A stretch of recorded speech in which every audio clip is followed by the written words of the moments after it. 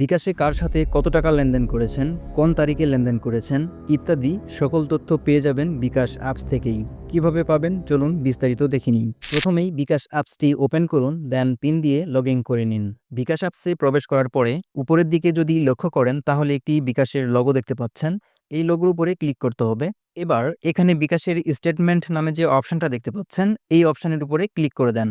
Statement অপশনে click করে এখানে আসার পর স্টেটমেন্ট রিকোয়েস্ট সমূহ নামে আরও একটি এখানে অপশন দেখতে পাচ্ছি, এই অপশনের উপরে ক্লিক করব।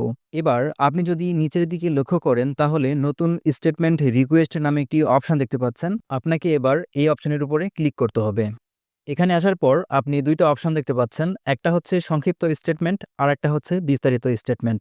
আপনার যদি অল্প কিছু ইনফরমেশনের প্রয়োজন হয় বা অল্প কিছু লেনদেন দেখার প্রয়োজন হয় তাহলে সংক্ষিপ্ত স্টেটমেন্ট এই অপশনে ক্লিক করবেন।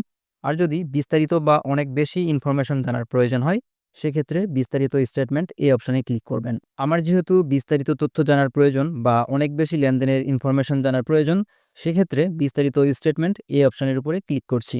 এখন আপনি কত দিনের তথ্য জানতে চাচ্ছেন সেটা সিলেক্ট করে দিতে হবে। আপনি যদি ১ মাসের ইনফরমেশন জানতে চান সেক্ষেত্রে ডিফল্টভাবে যেটাতে সিলেক্ট করা রয়েছে সেটাতেই সিলেক্ট করা থাকবে। যদি ১ মাসের বেশি অর্থাৎ ১৮০ দিনের প্রয়োজন হয় তাহলে গত ১৮০ দিন এখানে সিলেক্ট করবেন। আর যদি ৬ মাস, ১ বছর বা তারও বেশি ইনফরমেশন জানার প্রয়োজন হয় সেক্ষেত্রে নির্ধারিত সময়কাল এখানে ক্লিক করে দিতে হবে। যদি নির্ধারিত সময়কাল এই অপশনে ক্লিক করেন তাহলে শুরুর তারিখ এবং শেষের তারিখ দিয়ে পরের স্টেপে যেতে হবে।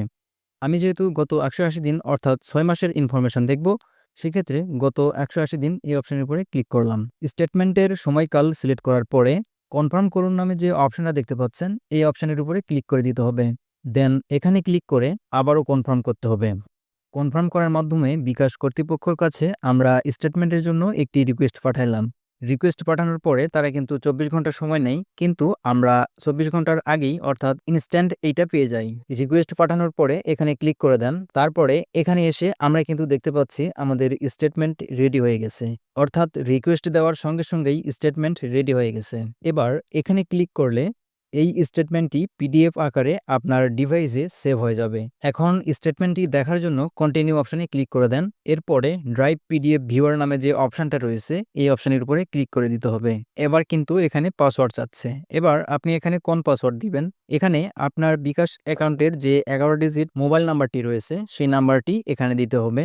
নাম্বারটি দেওয়ার পরে ওপেন অপশনে ক্লিক করলে আপনি এইরকম ইন্টারফেস দেখতে পাবেন, অর্থাৎ এখানে আপনি কোন তারিখে কত টাকা লেনদেন করেছেন, কোন নাম্বারে লেনদেন করেছেন, কত তারিখে লেনদেন করেছেন ইত্যাদি সকল তথ্যগুলো পেয়ে যাবেন। এবং এই স্টেটমেন্টটি যদি আপনার কোনো বিশেষ প্রয়োজন পড়ে সেক্ষেত্রে আপনি কিন্তু এটা প্রিন্ট করেও নিতে পারবেন। আশা করি এই ছোট্ট ভিডিওর মাধ্যমে আপনাকে সাহায্য করতে পেরেছি। যদি ভিডিওর মাধ্যমে উপকৃত হয়ে থাকেন তাহলে ভিডিওতে একটি লাইক দিবেন এবং চ্যানেলটি সাবস্ক্রাইব করবেন। যদি অলরেডি সাবস্ক্রাইব করে থাকেন তাহলে অসংখ্য ধন্যবাদ।